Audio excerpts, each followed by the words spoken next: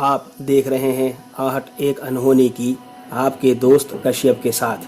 आज की कहानी में आगे बढ़ने से पहले अगर आपने मेरी चैनल को अभी तक सब्सक्राइब नहीं किया है तो अब कर लें, साथ में बेल आइकन को भी ज़रूर दबाएं और आपके पास भी ऐसी कोई कहानी है तो मेरे साथ ज़रूर शेयर करें मेरे ईमेल पे जो डिस्क्रिप्शन बॉक्स में दिया है।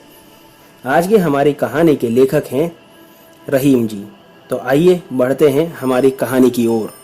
ज़िंदगी में कई रास्ते ऐसे होते हैं जिन पर जाना संभव नहीं क्योंकि वो डेड एंड होते हैं, लेकिन फिर भी उसी रास्ते चलें तो मरना तय है।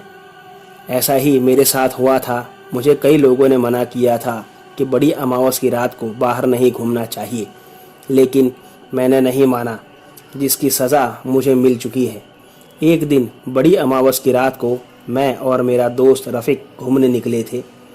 कुछ समय तक तो सब नॉर्मल ही था। थोड़ी देर बाद जैसे ही लोगों की आवाजाही बंद हुई, रास्ते पर एकदम सन्नाटा सा पसर गया। फिर भी हम दोनों बातें करते करते आगे बढ़ रहे। कुछ दूर और आगे जाने के बाद एक काफ़ी अंधेरा रास्ता था। उस रास्ते की स्ट्रीट लाइट बंद थी। हम दोनों हाथ में डंडा लिए उसी रास्ते पर आगे बढ़ने लगे। थोड़ा ही आगे गए होंगे कि हमने देखा कि एक खूबसूरत लड़की हमारे सामने से रोड क्रॉस करती हुई आगे बढ़ी। उसे देखकर उसके पीछे पीछे हमारे कदम भी जैसे अपने आप बढ़ने लगे। वो एक बिल्डिंग में चली गई। उसके पीछे पीछे हम भी उस बिल्डिंग में चले गए। जैसे ही हम उस बिल्डिंग के कंपाउंड में गए, हमने देखा कि वही औरत एक घर के दरवाजे पर खड़ी थी और हमारे सामने देख रही थी। फिर वो घर के अंदर चली गई। जैसे ही वो घर के अंदर गई, हम भी वापस लौटने लगे। तभी अचानक से वहाँ की सारी लाइट्स जल गई और हर जगह उजाला हो गया।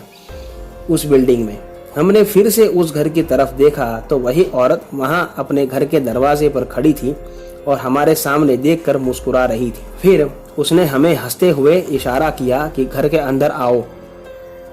हम दोनों घर के अंदर गए तो घर अंदर से काफ़ी सजा हुआ था और हर जगह लाइट्स लगी हुई थी और दिए किए हुए थे। घर में अंदर जाने पर हमें ऐसा लगा जैसे वहाँ पर और भी लोग रहते होंगे। वो औरत हमारे लिए तुरंत शरबत लेकर के आई और कहा कि कब से पैदल चल रहे हैं आप दोनों, थक गए होंगे, थोड़ा शरबत पी लीजिए। मैंने शरबत नहीं पिया, लेकिन रफ़ीक ने वो शरबत पी लिया। शरबत पीने के बाद पता नहीं उसने क्या देखा कि वो घर की ऊपर की मंजिल पर जाने के लिए सीढ़ियाँ चढ़ने लगा। वो औरत रसोई में थी। जब कुछ देर के बाद भी रफ़ीक वापस नहीं आया तो उसे देखने के लिए मैं भी ऊपर की मंजिल पर गया।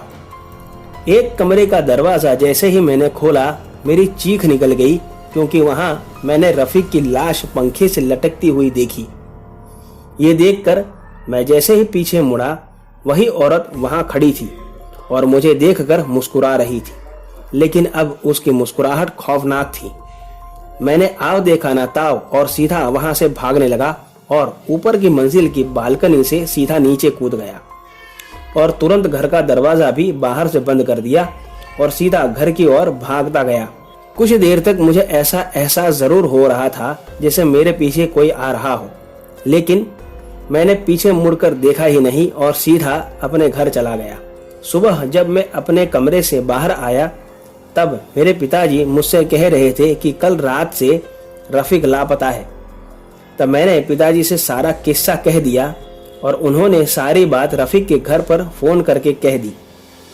रफ़ीक के घर के लोग और मेरे घर से सभी वहाँ पहुँचे तो देखा कि रफ़ीक की बॉडी अब भी वहीं लटक रही थी, लेकिन उसके शरीर का नीचे का पूरा हिस्सा गायब था। पुलिस को बुलाया गया और मुझे अरेस्ट कर लिया गया। कोई एविडेंस न मिलने पर मैं कई सालों के बाद बेगुनाह साबित हुआ था। तो दोस्तों, आज की कहानी में बस इतना ही। अगर आपको कहानी पसंद आई हो तो वीडियो को लाइक और चैनल को सब्सक्राइब करना ना भूलें। तो मिलते हैं अगली कहानी में। तब तक stay home, stay safe. Thank you.